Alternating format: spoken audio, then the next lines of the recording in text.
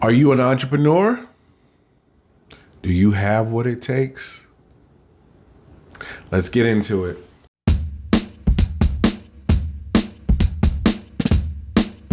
Hello and welcome to newslettermarketer.com. My name is Aaron McLeod, and thanks so much for joining us this morning.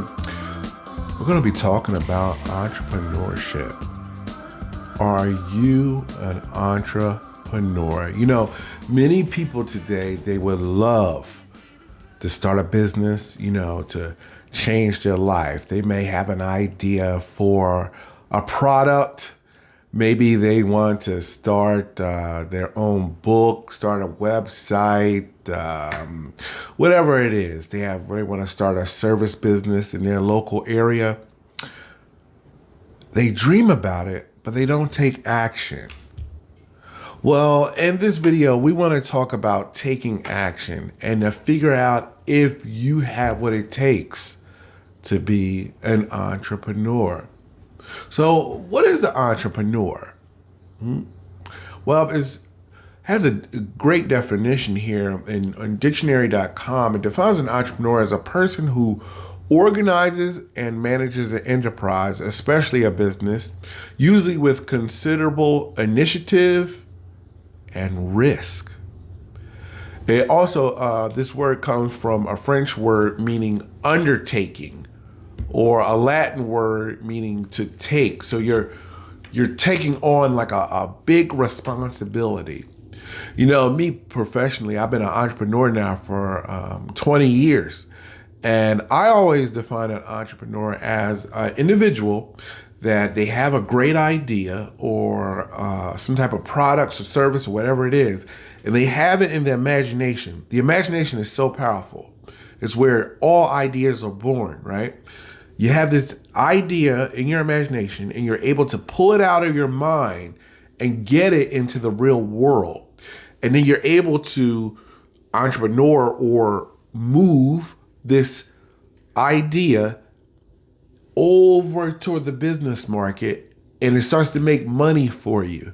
You know, it's something that it takes a really strong undertaking to do that. In order for us to be able to do that, we need to really kind of get the right mindset. So here's a couple of tips that we need to do. Number one, when you have this idea, or you want to start your own thing or whatever like that, being an entrepreneur, you got to visualize it. You got to visualize your dream, okay?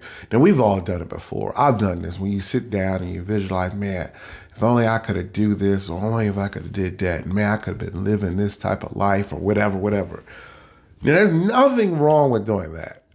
You know, dreaming about your vision, but you don't want to get stuck in that dreaming phase, okay? You dream about your vision and everything like that, and you want to move it out of your imagination into the real world, taking that initiative and that risk.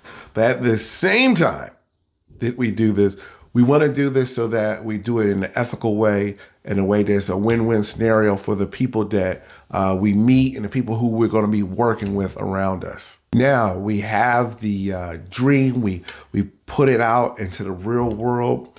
We must believe in it no matter what. You know, you're going to have an idea that comes out of your heart, and it has to be real to you. It has to be real. You have to go through so much with it. It's like a child. You have to continue to nurture it and then take care of it. You know, you're going to get a lot of naysayers. Your own relatives aren't going to believe you. So a great example I always like to use is with the Wright brothers when it came to starting flight. You know, they had this vision of flying a aircraft. And, you know, people must have thought that they were out of their mind. You know, you think you're going to make a machine that's going to fly like a bird, but they did it, and it changed society. And you know what? Your idea or whatever you have in your imagination can have an impact in society too. It may not be big as the Wright brothers, but it may have an impact in your community. It may have an impact in your city or your state or whatever it is. But if you do not take action, if you don't bring it out of that dream phase and believe in it, it just sits there with you. Now, here's the most important thing that you have to do. You got to take action.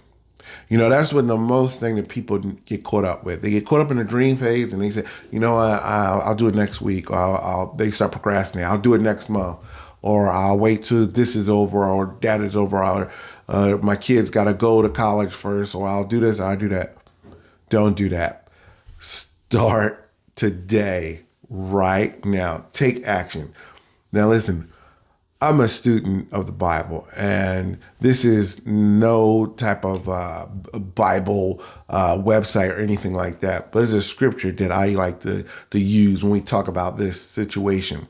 It's taken from James, the 2nd chapter, verse 17. It says, faith by itself without works is dead. Dead.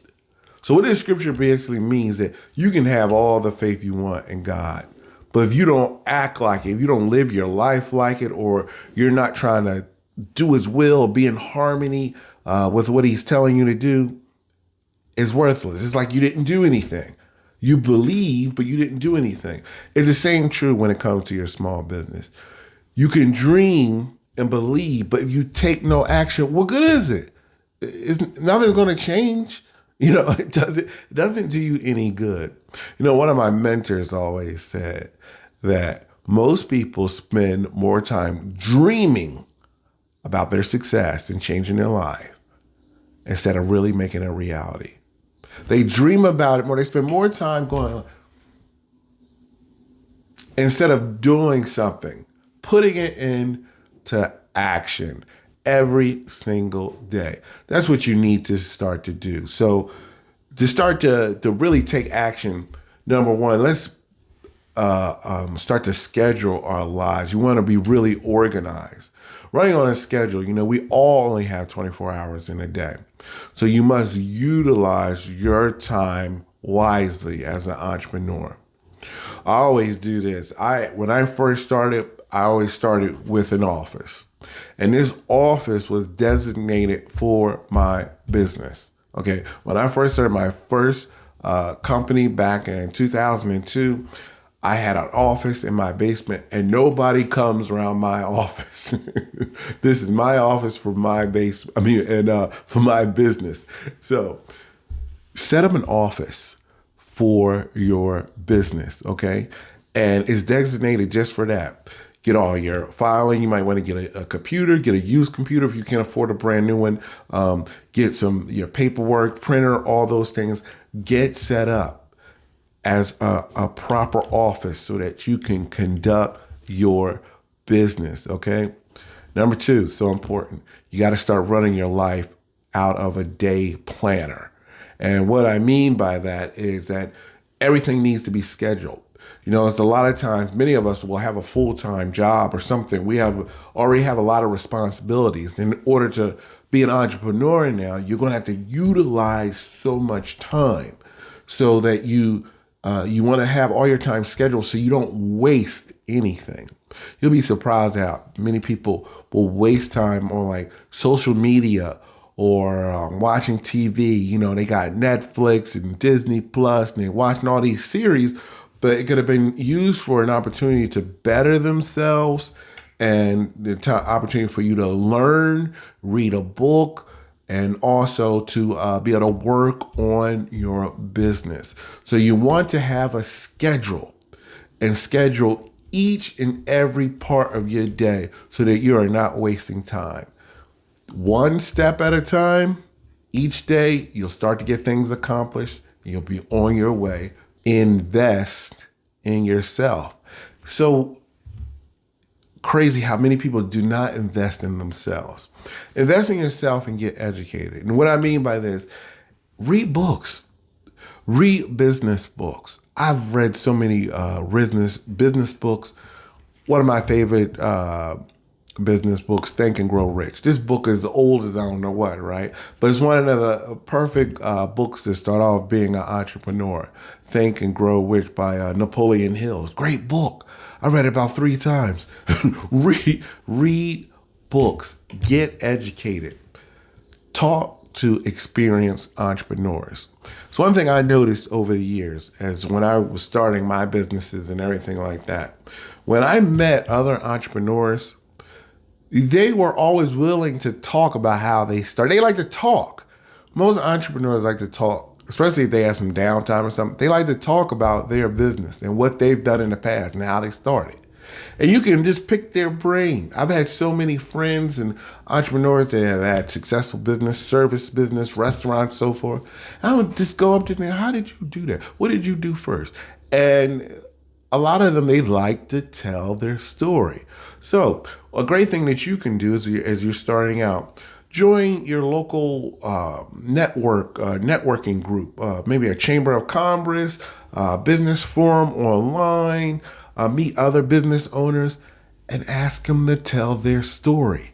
And you can use their story to get educated, especially if they're closely related in the same niche that you are. As an entrepreneur, we never stop learning. You can learn so much. Also on YouTube, they have many people who vlog their business journey, and it's awesome. So you can search that up. You can do so many different things when it comes into investing in yourself. You can attend seminars, online courses. You can take our free online course, the Success Bulletin. It's so many things that you can do in order to educate and invest in yourself to prepare yourself to be an entrepreneur. Having the right attitude, another crucial part. Having the right attitude. We've all had setbacks in life. Maybe we lost money, we lost our home, we got evicted out of an apartment, suffered an illness, we lost a loved one in death. I lost my mother to kidney disease 6 years ago. Maybe we've been laid off from work. It goes on and on and on. How did we get past those setbacks? Maybe did you rely on others? Did you continue to work hard? Did you pray? Whatever you did? Well, you got to have the right mindset, because when you start your own thing or be an entrepreneur, you're going to have trials. Some of them are going to be really severe. Okay. I always say they're like hurdles. In the Olympics, in a race, you got the hurdles you got to jump over. That's how many setbacks, trials, things that you have to overcome when you start your own business. It's not a matter of will these things come. They are going to come. Failure is going to happen. And you have to learn from them failures, find the solution, and push through it. Okay, you're going to have failure after failure after failure after failure. And you have to keep pushing and pushing and pushing and pushing and keep moving forward. Okay, what I did here was I got some words that as entrepreneurs, we need to kind of develop and put them into our minds and our hearts and really have them kind of guide us through our entrepreneurial journey. Okay. Number one here I got is focus. We need focus. Number two is perseverance. You need perseverance to keep going. 3 is courage. You're going to have naysayers. People are going to be negative. You have to have that courage to not listen to them and to continue to move forward. Clear thinking. You have to meditate, get things, naysayers and things like that out of your mind and think clearly, not emotionally, but rationally, and think clearly so that you can make good decisions for your business. Confidence. You got to have confidence. There's books on confidence. You can attend seminars on confidence. Confidence is so important. Being genuine, firm, exerting yourself, striving, working hard. All of these are great attributes that an entrepreneur needs to kind of pull into their lives. Now, there's hundreds of other ones, but these are ones that I think that we really kind of need to work on first as we're starting out. Now, when you get the chance, look up these words in the dictionary and see what they mean and try to adapt your personality to them. Am I a confident person? Am I courageous? Maybe I need to work on those things if I'm going to be successful. Now, I always like the word endeavor. This is another one that we're going to have to work on when you're first starting out. Another word is long suffering. Listen to the definition. Long suffering means enduring an injury, a trouble, a provocation long and patiently. Listen to this meaning. You're enduring a wrong combined with a refusal to never give up hope for improvement in a disturbed relationship.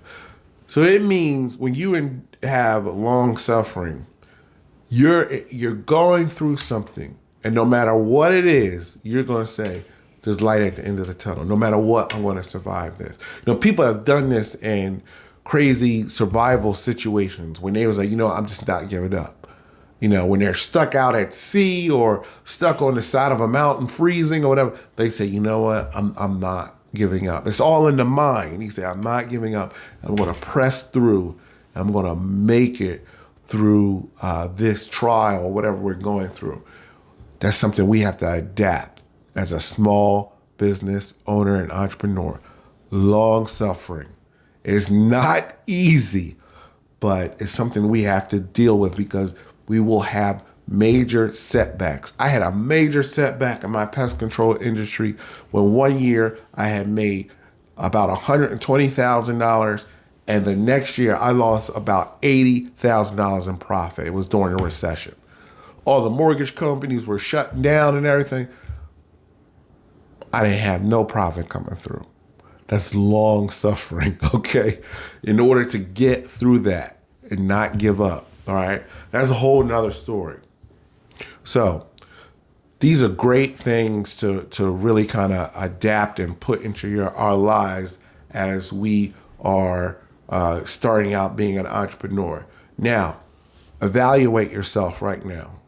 What do you need to work on to become an entrepreneur? Ask yourself these questions. I got some questions here. Listen to this. Can I visualize my dream?